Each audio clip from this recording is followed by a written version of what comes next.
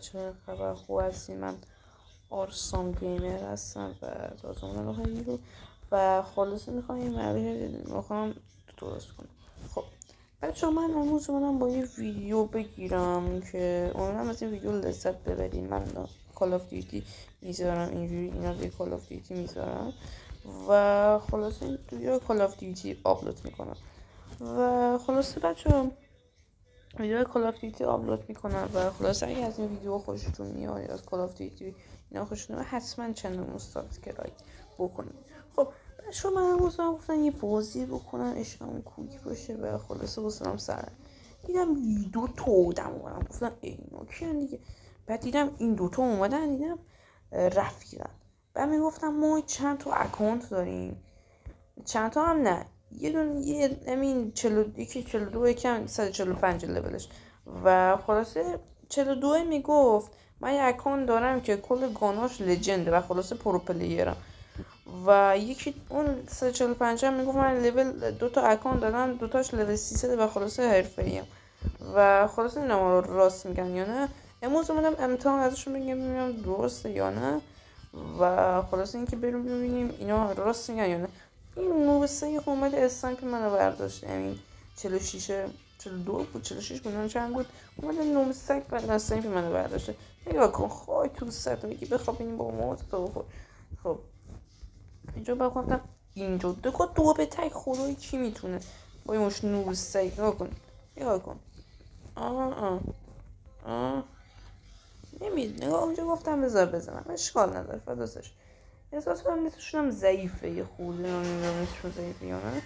اینجا دیگه واقعا نمیدونم، اینجا زدم گفتم ولش چون اسنایپ من دستشه، جای اینکه اسنایپ من دستش نبود نمیتونست منو بزنه. خب اینقدر این حد نورستانی. خب اگه اکانت داشتیم جونا داریم با اون اکانتتون بیاین. خب معلومه ندارم.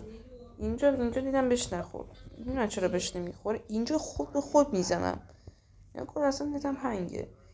خب اینجا گفتم ببرش اسمش هم گذاشتیم مینا اسمش اینجا اومدم اینجا نخورد بشه، اینجا نمیخوره بهش، نمیدونم چرا.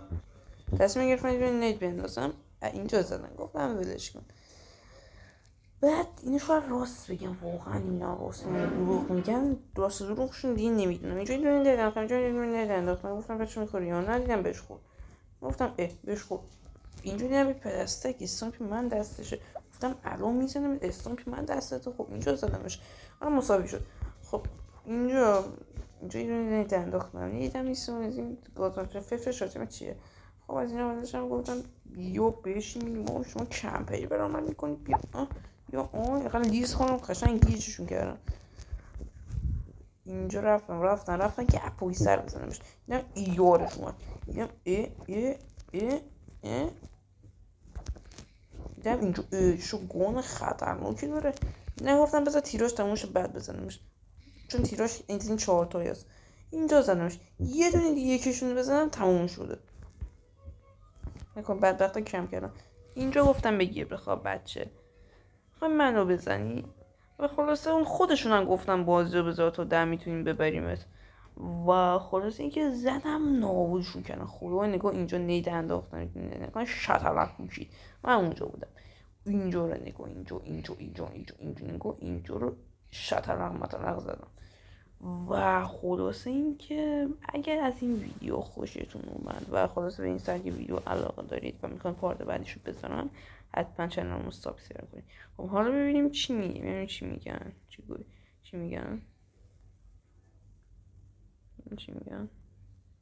واکنششون چیه. یکیشون بهم ادفرین داد.